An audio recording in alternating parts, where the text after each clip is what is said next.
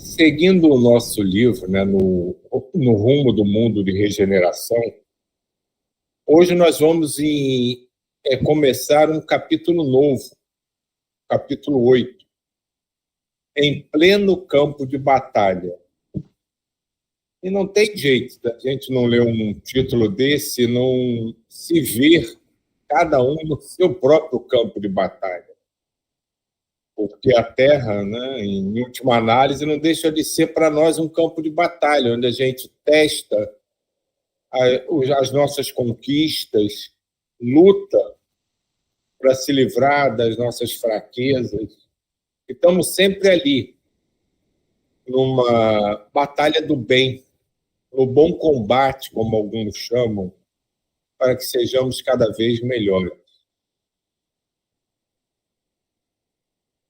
Terminado o majestoso encontro, unimos-nos a alguns grupos emocionados, em grande expectativa de servir naquele momento extraordinário e caracterizado pelas incertezas que a pandemia estava deixando em toda parte por onde passava. Em alguns países, alcançava a linha máxima da contaminação para o natural recuo e até mesmo arrefecimento, que já se podia perceber em alguns lugares.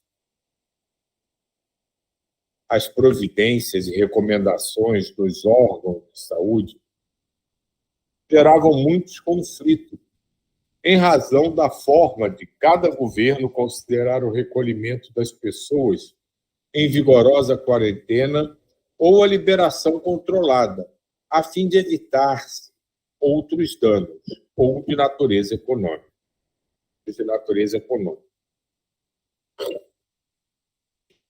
Empresas sem patrimônio de sustentação começaram a demitir funcionários, gerando maior soma de dificuldades para a sustentação familiar.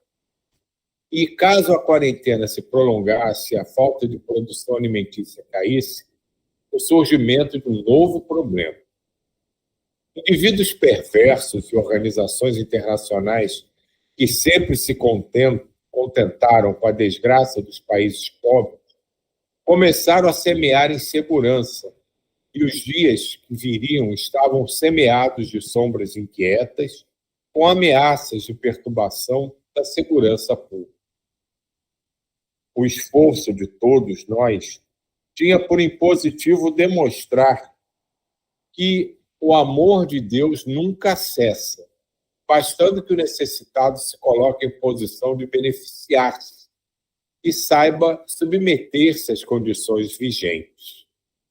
Infelizmente, porém, nesses momentos terríveis, aventureiros desumanos aproveitavam-se para ganhar benefícios ilegais. Os intrigantes políticos, sempre desinteressados do povo que os elegeu e agora o trai de forma cruel, movimentavam-se nas casas de leis, especulando vantagens, comportando-se de forma turbulenta, enquanto a morte continuava ceifando as vidas deixadas em plano secundário. Após ouvirmos diversos grupos de diferentes áreas do país, retornamos preocupados à nossa sede de trabalho para mergulharmos na ação que não poderia ser postergada. Todos estávamos conscientes das magnas responsabilidades que nos diziam respeito. Em profundo silêncio de meditação, recordei-me de quando Jesus chamou os amigos e os enviou, 2 a 2, a Galiléia e seus arredores, a fim de prepararem o solo para a ensementação do Evangelho. Guardando as distâncias próprias, éramos os seus novos discípulos, visitando os grupamentos que o iriam receber. Uma onda de alegria desconhecida me invadiu o ser, e assim que chegamos à nossa sede, busquei o repouso com a imaginação incendiada de expectativas e ansiedades. O dia abençoado raiou brilhante em convite à ação do bem em triunfo. Jamais as sombras logram vitória, porque basta um raio de luz para diluir a treva, assim como o exemplo de amor para vencer os bastiões da ignorância, e ali implantar as bênçãos da esperança e da paz.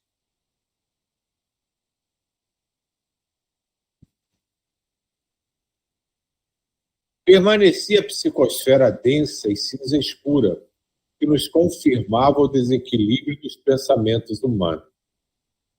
As conversações, com as compreensíveis exceções, eram de baixo nível, algo que a sociedade se acostumara com facilidade, entremeando os diálogos com expressões chulas num modernismo vulgar, típico da vida moral de cada qual.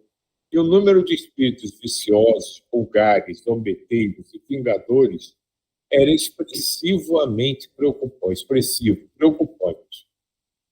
A grande maioria havia sido libertada das regiões do pânico e expiações sórdidas, facultando que essas populações antiprisioneiros dos refúgios punitivos pudessem agora conviver com os reencarnados de mais ou menos quilate emocional, dando vaza a vinculações perigosas, por se tratar de um outro tipo de epidemia, a de natureza moral.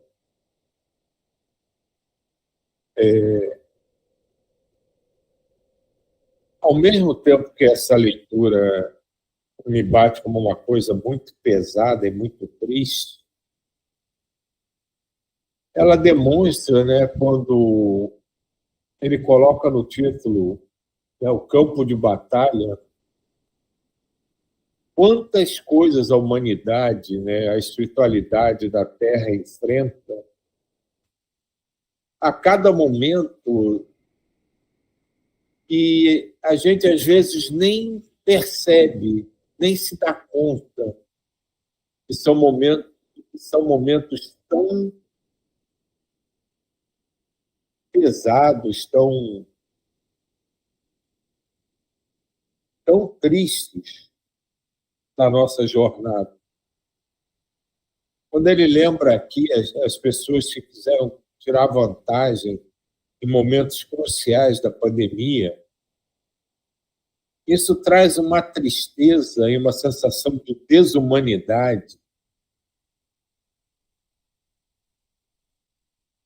que assim não tem como mensurar. Numa situação como essa, como a Terra já viveu várias vezes no passado, em que seria preciso que todos parassem para pensar, se unir, buscarem um senso comum em prol da comunidade, a maioria das vezes a gente vê ainda que impera o egoísmo, a individualidade, a busca pelo benefício individual próprio. E essa tristeza se torna maior quando a gente para pensar até quando a, a humanidade vai reagir assim. Certamente a epidemia não foi a última, digamos assim, tragédia, entre aspas, que irá abalar o equilíbrio da humanidade na Terra.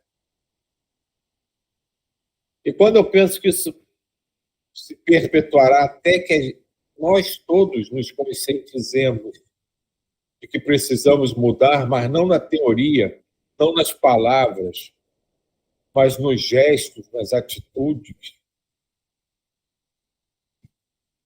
confesso que me deixa abater um pouco.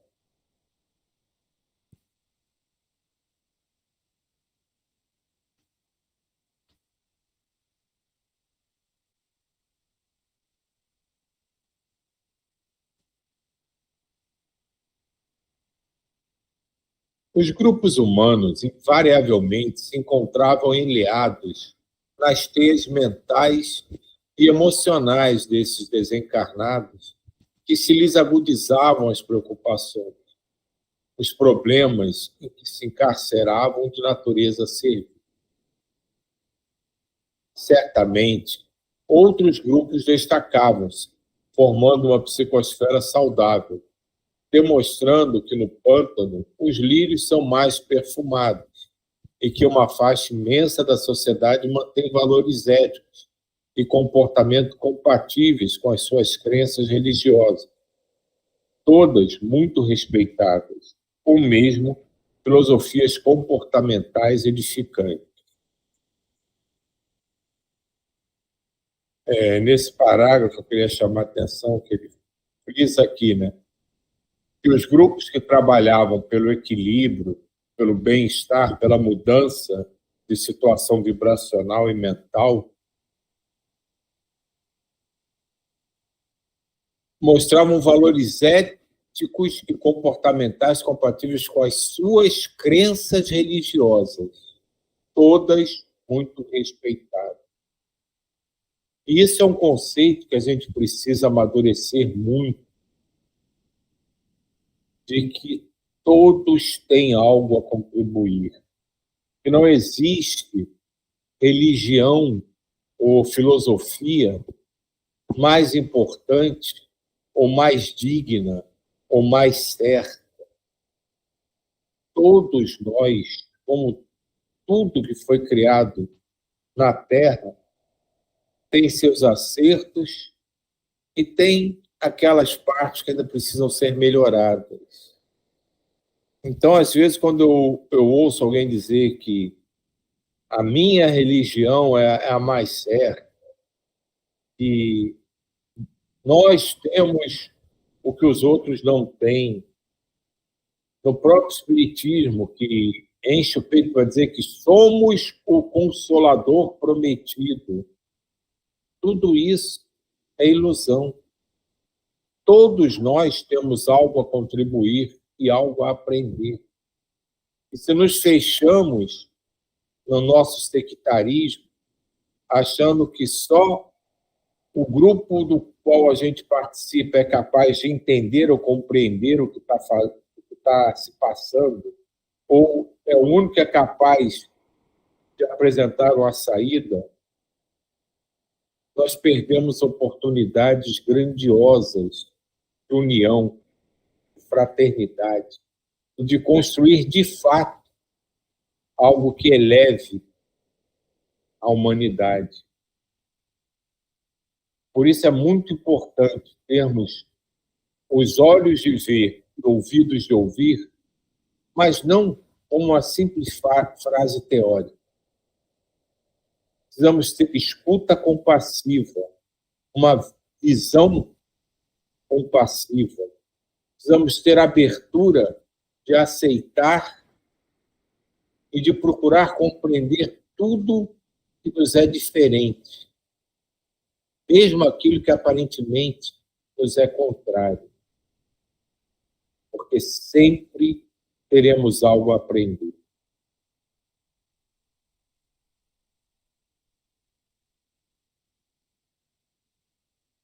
Na comunidade onde nos hospedamos, podemos distinguir perfeitamente a aura brilhante dos dedicados trabalhadores, como de um grande número de assistidos que se mantinham vinculados à beleza, aos aspectos sadios da existência.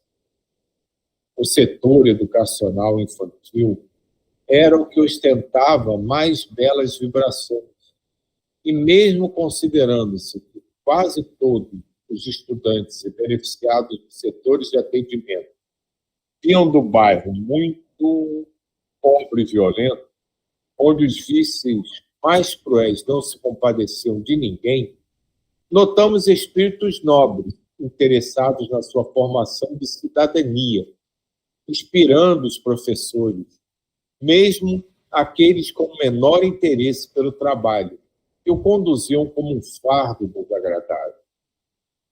A diretoria, providenciava constante contato com excelentes educadores, que anelavam por uma grade escolar bem trabalhada e própria para a existência futura dos alunos.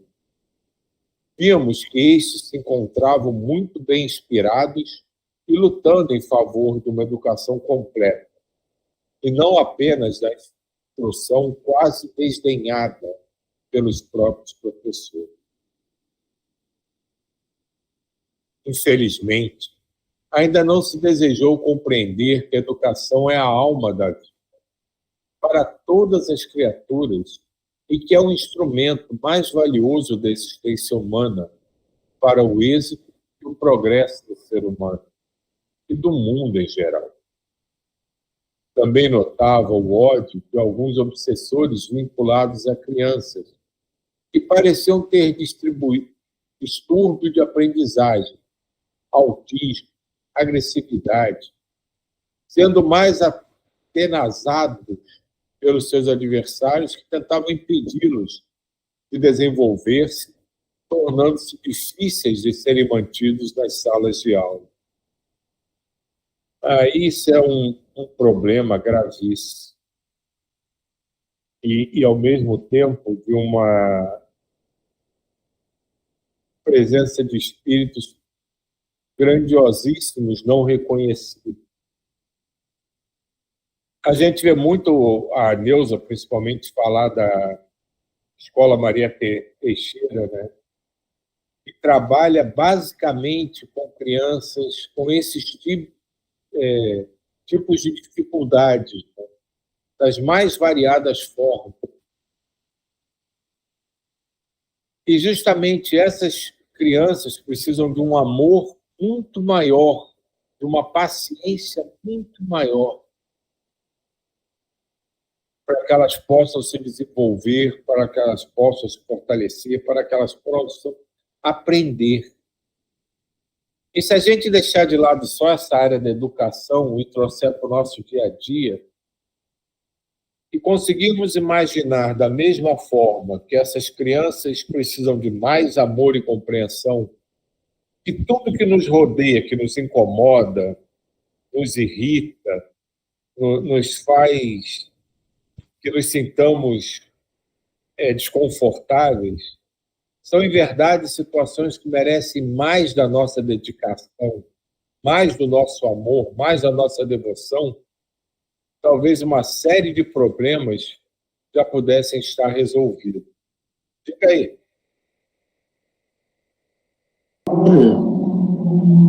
Não me lembro mais o livro, mas quando eu li, eu fiquei chocado. Por isso que eu só me lembro dessa parte. Que eu acho que foi André Luiz, não me lembro mais. O espírito chegou num berçário. Nesse berçário, aquelas crianças todas já estavam com o obsessor no lado deles. É uma coisa que eu fiquei... Porque a gente pensa que a criança é inocente, isso e aquilo, e nós somos inocentes. São puros, né? Mas os obsessores já estão no lado lá, procurando uma brecha para colar nas pessoas, cara. É uma coisa que eu fiquei assim, pasmo. É o nosso mundo, né, cara? O nosso mundo é isso mesmo, não tem como. É isso só. A criança sempre tem, para todo mundo, uma visão de pureza, né, de inocência. E às vezes a gente se esquece, até olhando aquela figura, né, da criança, né, tão agradável, que ele pode ser um espírito milenar, que traz um histórico de realizações que podem ser maravilhosas ou um pouco conturbadas, e pode trazer também outros antigos companheiros que se mantêm ligados a ela, desde o momento em que conseguem achá-las. Isso é uma visão muito desconfortável, né? Para quem pudesse ver isso, né? Imagina você olhar um berçário e cada bebezinho... Estou extrapolando, né? Estou botando todos ali, né? Claro que não seria assim. Mas imagina a gente olhar num berçário e ver os bebezinhos já com um obsessor esperando a chance de poder prejudicá-lo. Isso é de uma profunda tristeza, mas faz parte da vida de cada um. Não é porque a gente renasce que a gente apaga nosso passado e vira um ser melhor, da mesma forma que se tem o hábito de sempre elogiar a pessoa, por pior que ela tenha sido durante a vida, quando ela desencarna, todo mundo fala bem dele, só exalta as qualidades, como ele era isso, como era aquilo, como ele era bom. E naquele momento esquece, como se o fato dele desencarnar, ele vai para o céu, vai virar um anjo e vai estar tudo ótimo. Quando a gente está do lado de lá, quando está do lado de cá, nós somos quem somos. As nossas companhias são as mesmas. Os nossos pensamentos, as nossas vibrações são as mesmas. Aquilo que a gente atrai aqui ou do lado de lá está ligado à mesma vibração que a gente emite, esteja onde estiver. Por isso é tão importante que a gente cuide do que pensa, do que faz, de como vive. Porque quando a gente desencarnar, tudo que a gente criou na jornada atual vai nos acompanhar. E se não for construções agradáveis, ela ainda vai se somar com outras possíveis construções desarmônicas que a gente traz o passado mais longínquo. E a gente não vai se sentir mais confortável com isso.